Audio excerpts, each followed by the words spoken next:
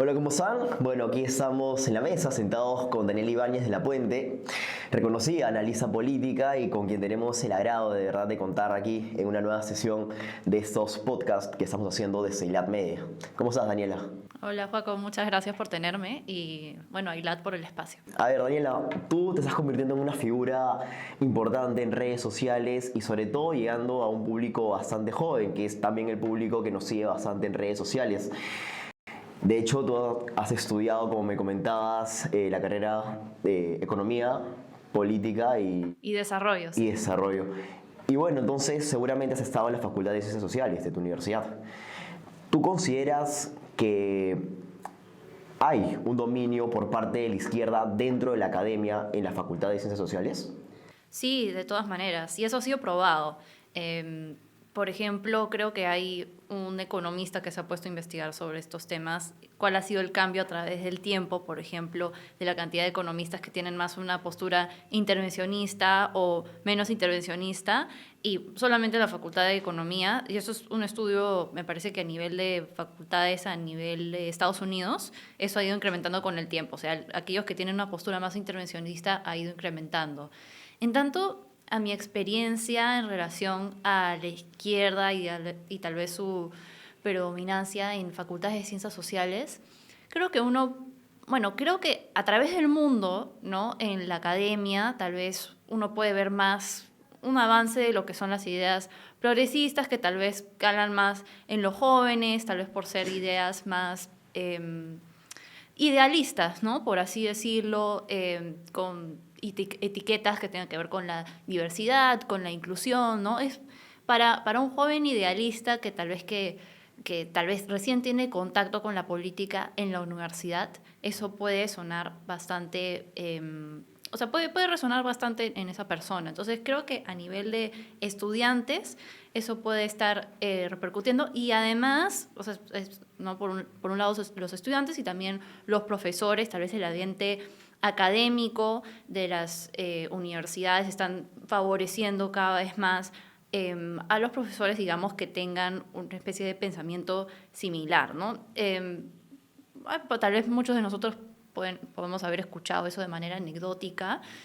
Yo, por ejemplo, yo estudié en Países Bajos, en Holanda, y me acuerdo que había un profesor conservador en nuestra universidad que dictaba un curso de historia de la filosofía o algo así, y él se quejaba de que digamos, en nuestra casa de estudios había una especie de pensamiento único, ¿no? Y hubo todo un debate al respecto. Creo que este debate no solamente se da en Estados Unidos, sino también en Europa, y creo que cada vez se da más en el Perú, ¿no? Entonces, creo que es algo que a mí me gusta siempre cuantificar las cosas, creo que se tendría que cuantificar para ver qué tanto eso es así.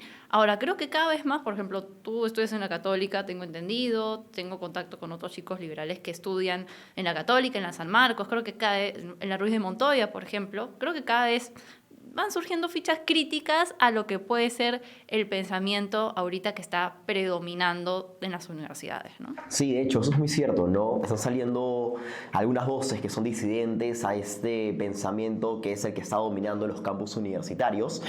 Y bueno, yo precisamente quería conversar contigo sobre, de repente, ahora, iniciando la entrevista, tu etapa como estudiante universitaria. ¿Tú alguna vez sentiste que te intentaron censurar por tus ideas o incluso sentiste la necesidad de autocensurarte debido a tu forma de pensar?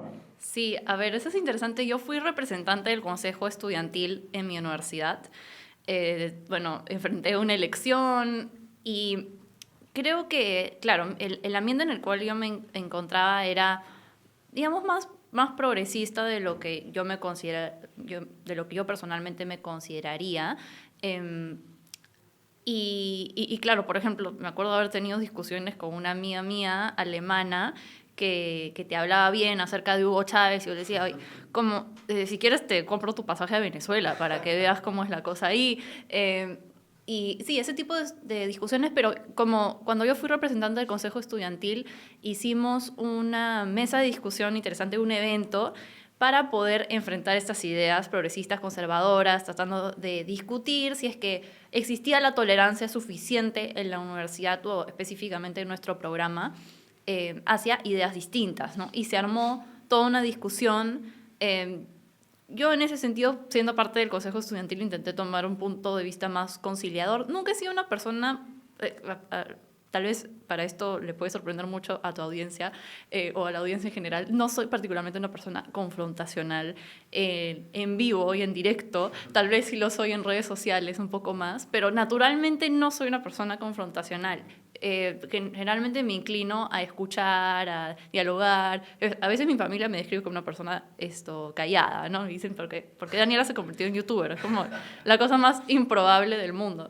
Entonces, sí me enfrenté a un ambiente tal vez de que tenía posturas diferentes a las mías, pero creo que dentro de todo siento haber contribuido, espero haber contribuido a que eso cambie poco a poco, ¿no? Sí, de hecho, en realidad, a ver, la universidad es precisamente universidad, donde se reúnen distintas ideas, ¿no? O sea, sean de izquierda, sean de derecha. El punto es que en la universidad se supone que debería primar la tolerancia y el respeto hacia la diversidad de ideas, ¿no? Sin embargo, si bien eso me parece que no ocurre mucho con los profesores, en el sentido de que los profesores no se van a poner al mismo nivel de los alumnos y quizá empezar a debatir, lo que sí está sucediendo y me parece bastante preocupante es que hay alumnos que se están como que radicalizando, no sé si cabe la palabra, pero llegando a puntos en el que ni siquiera están permitiendo que ocurran debates dentro del aula, dentro de las aulas académicas, ¿no?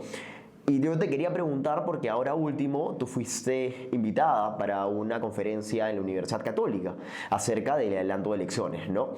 Y en realidad lo que sucedió fue que un grupo de estudiantes, quienes aseguraban de que, por ejemplo, tú o Lucas Gersi eran personas antiderechos, como la califican esas personas, no tenían por qué tener un espacio, una cabida dentro de ese debate, ¿no?, académico que se estaba organizando.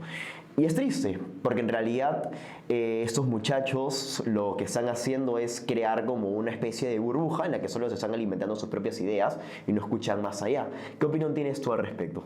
Sí, a ver, yo saludo el esfuerzo del decano de la Facultad de Estudios Generales Letras, porque tuvimos una conversación previa con él antes de empezar el debate. Él nos contó de las dificultades que se enfrentó, especialmente la resistencia que hubo de la presencia de Lucas.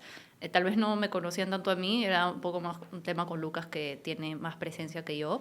Y nos contó, ¿no?, que encontró resistencia, pero que él igual perseveró porque sí veía que hay digamos, cada vez una nube más creciente de intolerancia en universidades, especialmente en la católica, y que él es una de las voces que busca revertir esto.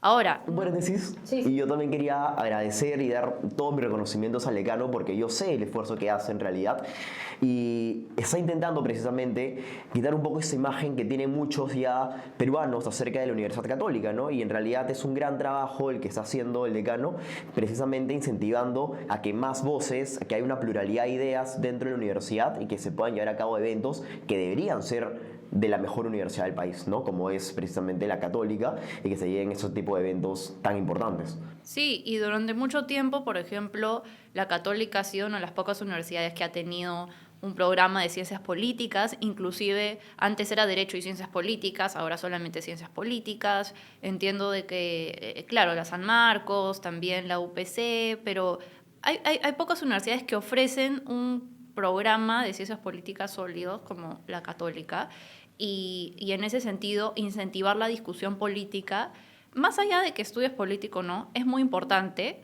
porque ¿qué pasa? Lo que tú mencionabas respecto a la radicalización.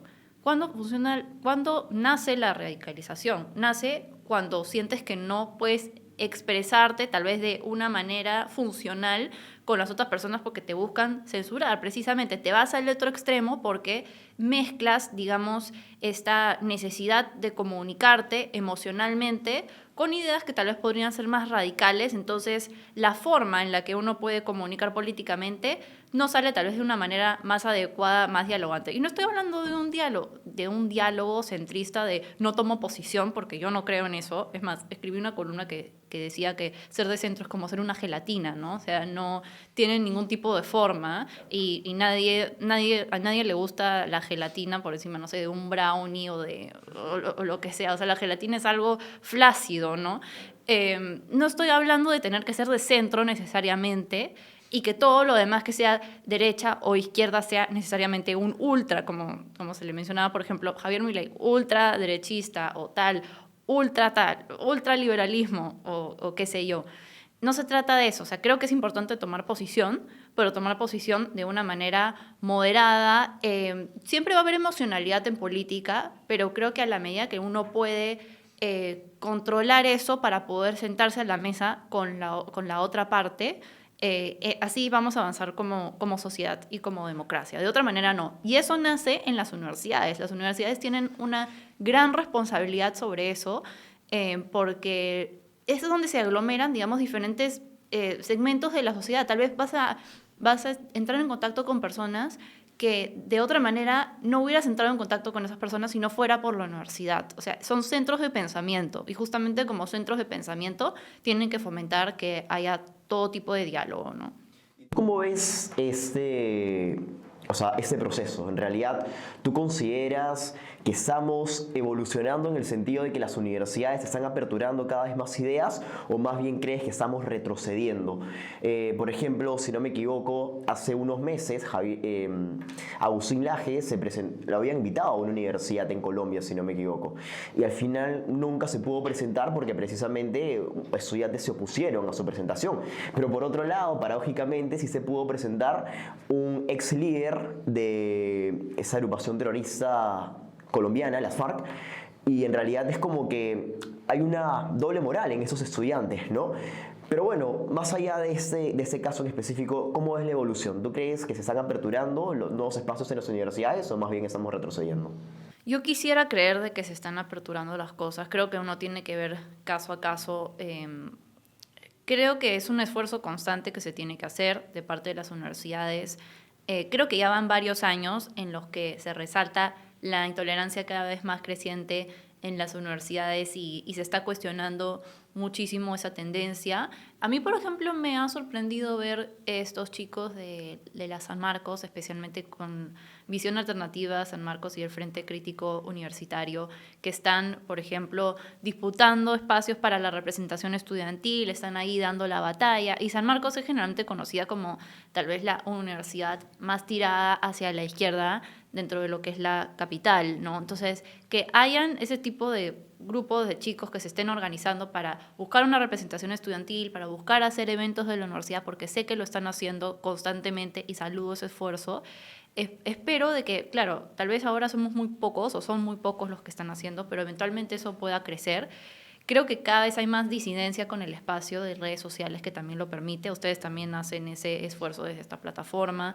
Entonces, claro, es cuestión de organizar tal vez un movimiento, que se vaya organizando un movimiento que pueda, digamos, coordinar una resistencia pacífica a lo que puede ser, digamos, ¿no? Que las universidades, exigir, ¿no? Que las universidades, que los profesores busquen cada vez más aperturar estos espacios, ¿no? Tendríamos que cuantificar. A mí siempre me gusta basarme en lo que son la cuantificación. No he estudiado a fondo el tema, pero quisiera creer que eso está cambiando. Por supuesto, Dani, pero me parece que tú eres parte también de ese cambio que está habiendo. Mencionabas ahorita hace poco las redes sociales, lo combinamos un poco con el tema universitario y en realidad lo que estás haciendo tú desde Somos Libres y también, de hecho, desde aquí, de SILAB, considero que es muy importante porque estamos dando apertura también a chicos muy jóvenes, a chicos que son universitarios, ¿no? De distintas universidades de Lima. Y estamos involucrándonos no solamente a dar la batalla cultural dentro de las universidades, sino también a través de las redes sociales. Y creo que cada vez estamos consiguiendo que más personas jóvenes se unan a nuestra causa. Sí. ¿Qué opinión te deja eso al respecto? Mira, a mí me genera mucha esperanza, me genera mucho ánimo por seguir adelante con lo que hacemos desde nuestros espacios. Por ejemplo, recientemente organizamos un evento en el Congreso que descanse en paz, Nano Guerra, que nos dio ese espacio para hacer el evento en el Congreso, y pude conversar con algunos de los asistentes que venían de diferentes universidades y decían, siempre cada vez que voy a un evento hay gente que me dice, oye, ¿cómo puedo contribuir con Somos Libres? Oye, ¿cómo puedo sacar un video? ¿Puedo sacar una columna? ¿Puedo...? Y claro, a veces, digamos, por el ambiente universitario tal vez no se concreta porque hay bastantes responsabilidades también en esa época de la vida, pero tan solo ver el ánimo de chicos cada vez más jóvenes que quieren salir a hablar, que quieren salir a dar la cara, porque creo que, y eso sí puedo decir, que creo que durante muchos años hemos vivido tal vez una especie de complacencia, una especie de la política va para acá y yo voy para acá, el país se puede encender en llamas y yo estoy por mi lado, no importa, o sea, pero hay un dicho, ¿no? Que es que si a ti no te interesa la política, igual la política va a llegar a ti. Yo creo que cada vez las personas están más conscientes de eso, ¿no? Cada vez más personas están yendo del Perú porque no encuentran oportunidades acá. Cada vez más gente ve que sus condiciones de vida pueden ser directamente afectadas por temas políticos. Y eso hace que cada vez más personas se despierten y busquen decir, oye, tengo que tomar cartas en el asunto. No importa si pongo mi cara, no importa si me expongo, porque los que hacemos esto nos exponemos todos los días. Recibimos miles de comentarios negativos en redes sociales y eso no es particularmente agradable, pero creo que más nuestro ánimo de querer incidir y de querer hacer un cambio supera cualquier otro tipo de costo que podamos incurrir, ¿no? Entonces yo creo que tengo la esperanza de que cada vez más personas quieran hacer eso. Sí, sobre todo yo también tengo la esperanza de que chicos jóvenes se estén involucrando en esta causa, ¿no? Y por ejemplo, creo que el caso más nítido actualmente es lo que estamos viendo en Argentina. Milei ha sabido capitalizar sobre todo en votantes jóvenes, muy jóvenes, ¿no? Y en realidad son ellos los que lo han también catapultado desde sus plataformas digitales, a través de TikTok, a través de Instagram, y por eso es que en realidad Milei ha accedido a una segunda vuelta, ¿no? Entonces estamos viendo como que una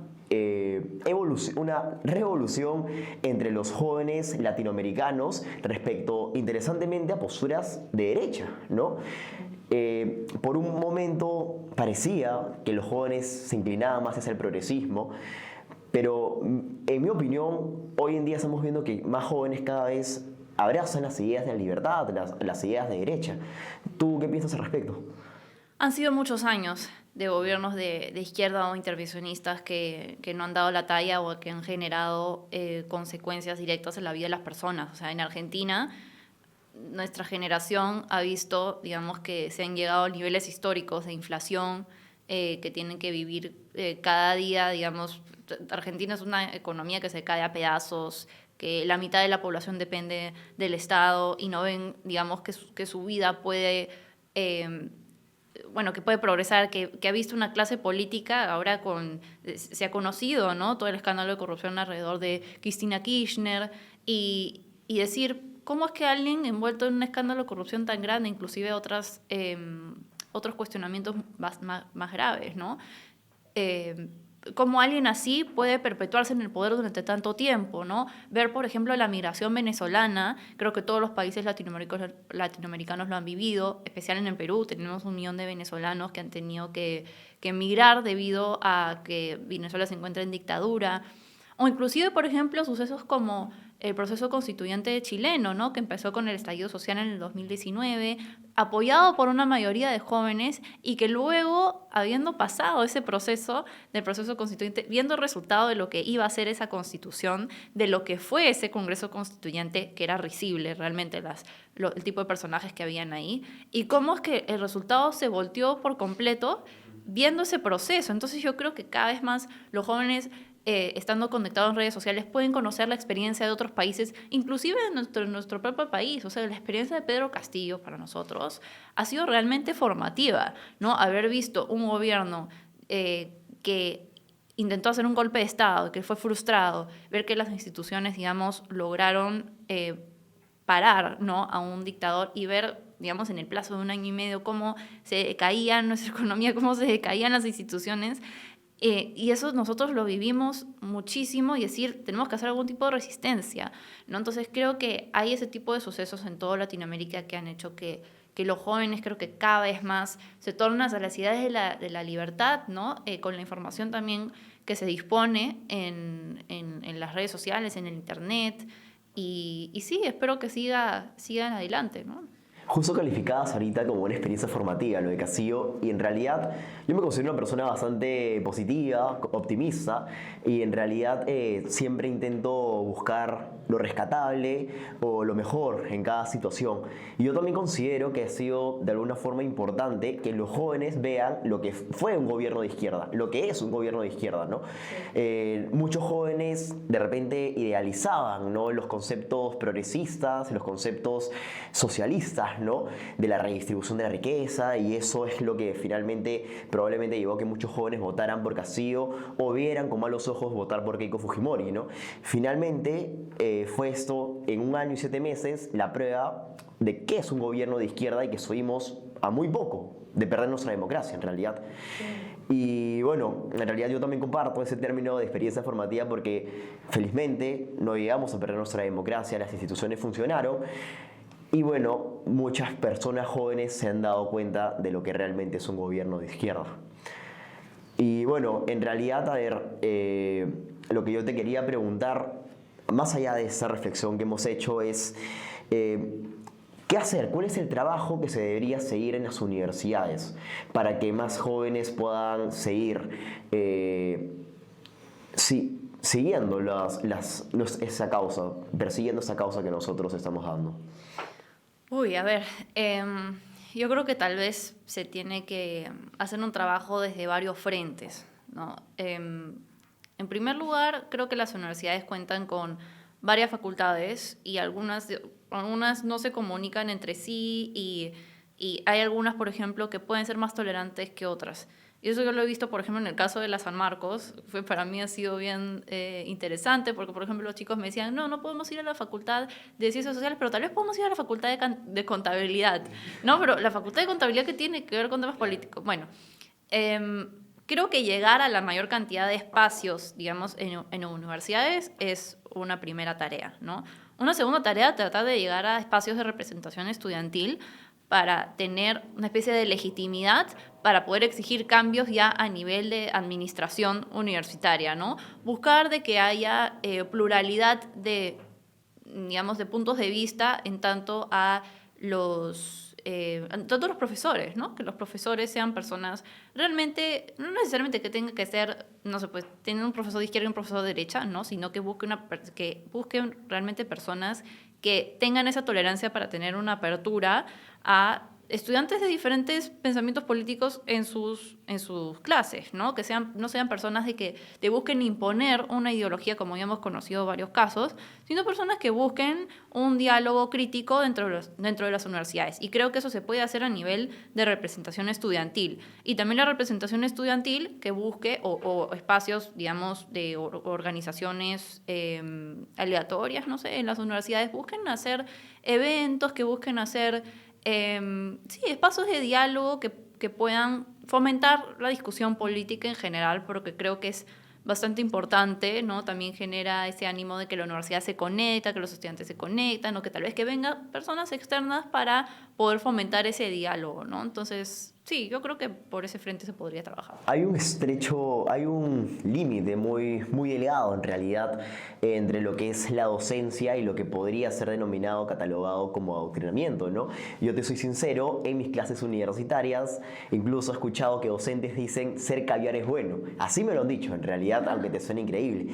Y el punto es que esto, más allá de lo que el profesor o el docente pueda impartir y las opiniones que tengamos respecto a eso, lo que genera en realidad es que haya la autocensura en los estudiantes, ¿no? Porque, a ver, ver una figura de autoridad que te está diciendo que piensa de una determinada manera, lo más probable es que personas que no son tan confrontacionales o que son un poco más cohibidas simplemente no digan lo que piensan. Y eso es muy preocupante porque, a ver, en primer lugar, en toda sociedad civilizada debería haber libertad de expresión, libertad de pensamiento, ¿no? Tener la total... O sea, no tener ningún factor limitante a que tú puedas decir lo que realmente piensas o lo que realmente sientes, ¿no? Y menos aún debería ocurrir eso en las universidades. Las universidades deberían ser espacios en los que la gente pueda decir lo que piensa, lo que opina, evidentemente bien fundamentada, a través de argumentos, pero no deberían haber estos espacios en los que los estudiantes se sientan autocensurados o con factores limitantes a decir, mejor no digo lo que pienso porque puedo caerle mal a mis compañeros o porque Me va mal en el examen. me va a ir mal en el examen, ¿no? Sí, sí, totalmente. Mira, yo te voy a dar un ejemplo muy personal que tuve en la Católica porque yo estudié un año en Estudios Generales Letras, ¿ya? Y yo creo de que no necesariamente profesores de izquierda, por ejemplo, no es que no tengan que ser, bueno, no tienen por qué no dar clases o estar en esos espacios. Porque yo te doy un ejemplo, ya. Yo tuve una experiencia buena con Rolando Ames, que fue presidente de bueno, fue parte de la Comisión de la Verdad y la Reconciliación. Y yo en ese momento, eran las elecciones del 2016, en los que se disputaba se disputaba entre Keiko, PPK y Verónica Mendoza, ¿ya? Y él nos daba las clases de elementos de ciencias políticas, ¿ya? Y él sabía muy bien mi postura, muy bien sabía mi postura, y también habían otros chicos, tal vez era una o dos personas que pensaba distinto en esa clase. Y me acuerdo que teníamos diálogos muy buenos, porque en ningún momento sentí en su clase, y él lo hizo bien claro, de que mis ideas no iban a repercutir sobre mis notas, o que él puede tener esa postura, pero uno puede tener distinto. Entonces, mira, me enfrenté con una persona de izquierda siendo profesor, y no sé si es que alguien habrá tenido una experiencia distinta con Rolando Ames, pero a mí me llevó una buena impresión. Me llevó una buena impresión de, mira, esta es mi postura, pero no necesariamente tú la tienes por qué compartir. Te voy a dar, ahora sí, tal vez hubiera sido bueno una mayor diversificación de las lecturas, ¿no? que nos dio a dar. Claro, eso podría ser. Pero mira, a diferencia, por ejemplo, también tuve un profesor que era parte del equipo de campaña de Verónica Mendoza y que daba una clase de realidad social peruana. Y me acuerdo que él no tenía ese tipo de apertura, por ejemplo, que tenía Rolando Ames, ¿no? Entonces, creo que más allá de la postura política del profesor, que el profesor sea sincero y decir, mira, esta es mi postura política, pero acá le doy... dar toda la información al estudiante. Mira, esto es todo lo que se puede leer, ser tolerante con, mira, tal vez yo no pienso de esta manera, pero dar una lectura tal vez de que sea contrario a lo que esa persona piensa. Para eso tal vez también tiene que haber una fiscalización digamos, a niveles más altos, no solamente que los profesores tengan discrecionalidad, tal vez, o sea, que haya una conversación entre los diferentes profesores de la facultad para ver qué se les enseña a los estudiantes, cuál es el material de lectura y también cómo se aborda al estudiante, ¿no? Porque cuando uno va a una universidad, tiene una responsabilidad sobre la formación del estudiante en esa materia, ¿no? Y si yo fuera profesora, no sé, tal vez en algún momento lo pueda hacer, uno debe sentir ese cargo de conciencia como lo debe sentir con sus hijos o con quien quiera que quiera formar en ese sentido. O sea, uno tiene una responsabilidad sobre esa persona. La etapa universitaria es muy sensible y te marca para el resto de tu vida, ¿no? Entonces yo creo que esa conciencia tiene que estar a flor de piel, ¿no? con los profesores universitarios. Lo que mencionabas acerca de los sílabos y las lecturas que se imparten es muy cierto. E incluso tengo compañeros que no necesariamente comparten mi postura política, pero que me dicen, oye, me interesaría saber más sobre una visión conservadora o liberal respecto a un tema específico, ¿no? Y lamentablemente en los sílabos y en las lecturas que se están impartiendo no se está dando solo una visión en realidad. Y eso, como tú mencionas, es preocupante, porque al fin y al cabo el universitario, el estudiante, lo que debería es poder tener una gama de diversos pensamientos respecto a un tema específico para que él mismo, después de las lecturas, pueda tener un pensamiento crítico y decir, bueno, me inclino más por esa postura porque considero que es lo mejor, ¿no? Pero si tú solamente le estás dando una sola visión progresista, por ejemplo, de lo que es un tema en específico, lo estás limitando a que ese estudiante pueda ampliar su conocimiento y pueda desarrollar un verdadero pensamiento crítico. Claro. Y en realidad eso es otra cosa que es un punto muy importante, ¿no? Como tú mencionaste, de repente podría haber un nivel de fiscalización más alto que esté viendo esos temas, ¿no? Sí, autofiscalización, ¿no? Entre los profesores, como mencionábamos el caso, el decano de Estudios Generales Letras, o sea, ya es un comienzo, ¿no? Creo que dentro de los mismos espacios universitarios se tiene que dar ese trabajo, pero también los estudiantes exigirlo, ¿no? Y también decir, creo que a veces hay una sensación de, bueno, ya esté dicho, ¿no? A veces la universidad no pasa por ti. O sea, tú pasas por la universidad, pero la universidad no pasó por ti, ¿no? Hay que hacer que la universidad pase por las personas y que tengan esa conciencia no solamente de me quedo 5 años en la universidad, sino tratar de hacer un cambio, digamos, para las siguientes generaciones, ¿no? Que se vea de que, bueno, que la universidad sea un ambiente que, o sea, que el estudiado no solamente se quede en esos 5 años, sino tal vez tener esa relación con los exalumnos que puedan contribuir al espacio universitario. Creo que eso es muy importante, ¿no? Porque después uno toma diferentes caminos en la vida y puede contribuir a lo que es el espacio universitario. Pero aquellos que buscan representación estudiantil, que tengan tal vez ese pensamiento a la hora de tratar de hacer decisiones, ¿no? Y yo me acuerdo cuando estaba en estas discusiones, en estos reuniones con el decano de mi universidad allá en Holanda, y hablábamos acerca de planes y decíamos, pero esto no nos va a, tal vez, este efecto no se va a sentir cuando nosotros sigamos en la universidad. Entonces ahí los incentivos son un poco complicados, pero creo que hay que motivar que la universidad no solamente se quede en esos 5 años que pasamos por la universidad, sino mucho más allá, ¿no?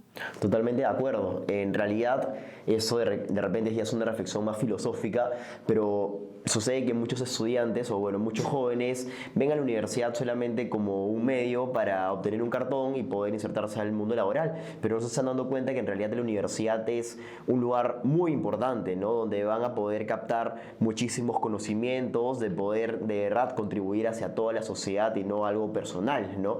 Y en realidad creo yo que también desde distintos frentes deberíamos incentivar, ¿no? Esa reflexión, a que los estudiantes sean conscientes que están formándose en una universidad y que por lo tanto van a ser los futuros líderes de este país. Y si queremos realmente tener un mejor país, parte mucho desde la forma, la cultura, la forma de pensar que nosotros tengamos, ¿no? Cómo veamos ese tipo de instituciones. Daniela, tú, además de haber estudiado acá en Perú, como me lo comentaste, y en Holanda, ¿estudiaste en algún otro país? No, todavía no he hecho una maestría, así es que por ahora solamente el Perú y Países Bajos. Pero bueno, igual la comparación seguramente es válida, ¿no? Has estudiado en Europa, has estudiado acá en Perú. ¿Qué tan distinta es la educación y la forma de... la manera, o sea, la forma pedagógica en que se imparten los estudios en Europa y acá en Latinoamérica? Ya, a ver, te doy un caso bien concreto que a mí me gustó, especialmente de la metodología de estudio allá en Países Bajos. Bueno, especialmente mi programa, porque yo fui a un programa de Ciencias y Artes Liberales que tenía un componente de que era más exigente que el resto de la universidad. ¿Qué es lo que yo noté, por ejemplo, por lo menos en Estudios Generales Letras? Eran unas clases de 60 personas con filas, digamos, con estudiantes mirando directamente al profesor y a la pantalla. Tal vez te daban una lectura y después tú tenías que ver un PowerPoint. Creo que había una discusión tal vez de 10, 20 minutos y se acabó la clase, ¿no? Después tenías que entregar la tarea. Ya, en mi universidad en Países Bajos era muy distinto. No, lo que era todas las clases eran diseñadas porque era un programa más pequeño, como que más competitivo. Eran clases de 20 personas la clase era una especie de cuadrado, ¿no? Cada una de las personas de las clases se miraba entre sí y no era como que filas, ¿no? Las que no nos mirábamos. Entonces hacíamos las lecturas y el profesor decía, ya, ustedes vienen con sus apuntes y el profesor actuaba como una especie de moderador de la discusión, ¿no? Tal vez se mostraba una que otra presentación que complementara la lectura de ese día, pero el concepto, o sea, de la mayoría de mis clases era poder fomentar la discusión entre los estudiantes y que el espacio de las clases sea aprovechado, digamos, para poder intercambiar ideas entre los estudiantes y así aprender, ¿no? Yo creo que esa fue una diferencia fundamental que yo vi. Yo no sé cómo habrá cambiado respecto a mis tiempos en letras o cómo serán, cómo funcionan las facultades, pero a mí ese método de estudio me parece muy importante. Clases más pequeñas, ¿no? Tal vez 20, 25 personas que puedan cada uno dialogar entre sí y que el profesor actúe como una especie de moderador. Esto para mí me parece una fórmula ganadora. Y se fomente la discusión entre los estudiantes. Totalmente. Que es muy importante, ¿no? Porque al fin y al cabo, si es que no se discute en clase, después la gente, cada uno va teniendo sus propias ideas y nunca hay un diálogo, ¿no? Y precisamente en el diálogo está la política, en el sentido de que te puedas sentar con personas que quizás no piensan como tú, pero siempre con respeto, tolerando ideas e incluso quizá intentando llegar a consensos, ¿no? En realidad. Sí.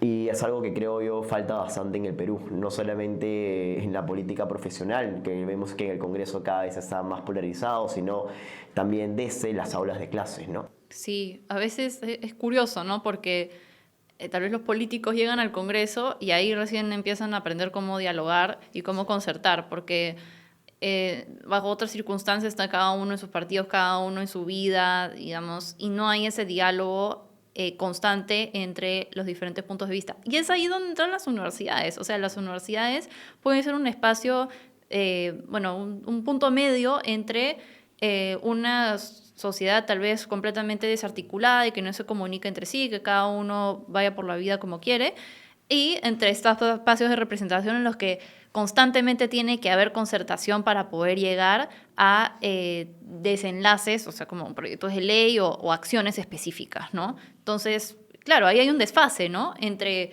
aquella persona tal vez que le interese la política, que ve desde su teléfono un video de ILAT, ¿no? En su computadora y después no lo habla con ninguno de sus amigos, y tal vez querer aspirar a llegar al Congreso o tal vez llegar al Congreso y ahí recién aprender, oye, mira, tengo que conversar con todas estas personas para poder realizar acciones. Ahí entran las universidades o espacios intermedios de representación o de diálogo, ¿no? Para poder tal vez buscar hacer un cambio societal en tanto al diálogo entre diferentes personas. De hecho, hay mucho por trabajar entonces en el Perú. Daniela, una reflexión final invitando a los estudiantes o a los jóvenes en realidad a que se involucren más en política sobre la importancia de que es que los jóvenes se involucren en la política. Uy, esto es una reflexión de 3 horas. Una invitación para que los jóvenes participen en política. Bueno, creo que todos sabemos lo que hemos vivido en los últimos tiempos, sabemos las consecuencias que trae de que no nos involucremos en política y que no votemos. Creo que es muy difícil perder la memoria sobre lo que ha sucedido tal vez en el corto plazo, ¿no? Hemos vivido un golpe de Estado, hemos vivido un cierre del Congreso inconstitucional, a mi modo de ver, con Martín Vizcarra. Hemos vivido una pandemia en la que nos encerraron en nuestras casas y tuvimos la mayor cantidad de fallecidos por 1 millón de habitantes en el mundo. Este tipo de cosas pueden seguir sucediendo si es que no nos involucramos en política. O sea, no podemos darnos el lujo de no involucrarnos en política, porque si no, nuestro país no va a ser viable. No te quejes, ese sería mi mensaje a los jóvenes, no te quejes sobre lo que pasa en la política del país si no haces algo para cambiarlo. Porque, ¿qué? ¿Le quieres dejar el poder de decisión a alguien con el que estás en desacuerdo? No, organízate para hacer un cambio, ¿no? O organízate por lo menos para alzar tu voz. O sea, hay un sinfín de maneras. Puedes escribir una columna, puedes hacer un video, puedes inclusive fomentar la conversación en tu mesa familiar o entre amigos. O hay muchas personas, tal vez uno escuchará, ¿no? Que hay, no sé, reuniones entre amigos y dicen, ay, no, y alguien habla sobre un tema político y dice, no, pero ¿por qué vas a hablar de un tema político? Qué aburrido, como que estamos acá divertidos. No, tipo, sé la voz de resistencia y di, yo sí voy a discutir de política, y te apuesto que vas a encontrar muchas personas de que los silenciosos, ¿no? Que se van a decir, ah, mira, qué bacán, ¿no? Qué bacán de que estés hablando de política. Entonces yo creo que hay que hacer ese tipo de resistencia en varios niveles. Listo, Daniela, muchísimas gracias. De verdad ha sido un gustazo tenerte aquí en ILAT y esperamos también tenerte pronto. Sí, claro, cuando quieran.